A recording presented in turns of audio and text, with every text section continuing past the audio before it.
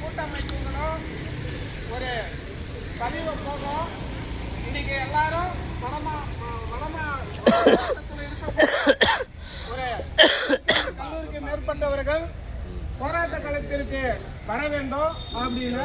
ஆனா நம்மள்ட்ட ஒற்றுமை இல்லை. நம்ம எங்க தோல்வி அடைகிறோம்ன்றது அரசாங்கம் கிடையாது.